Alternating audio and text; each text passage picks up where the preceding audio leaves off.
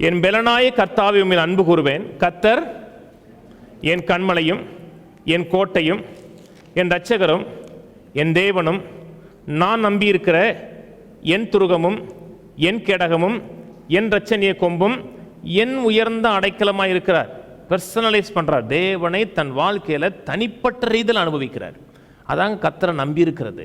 இப்படித்தான் நாமும் சொல்லக்கூடிய ஆட்களாக இருக்கணும். இந்த வார்த்தைகள் அர்த்தமுள்ளதாக இருக்கணும். கர்த்தரின் கன்மலை என்றால் எவ்வளவு பிரச்சனைகள் போராட்டங்கள் வந்தாலும் அதற்குள்ள இருக்கும்போது பாதுகாக்கப்படுவீர்கள்.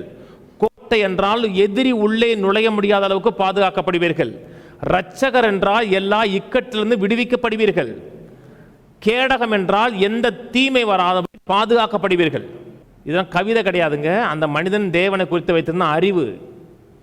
கர்த்தரின் அடைக்கலமாக இருக்கிறார், கோட்டையாக இருக்கிறார். பெரும் வெள்ளம் என் மேலே மோதினா கூட நான் அதுக்குள்ளே இருக்கிறபடினால பத்திரமா இருப்பேன். வெளியே போகும்போது இந்த மனநிலையோடு போங்க.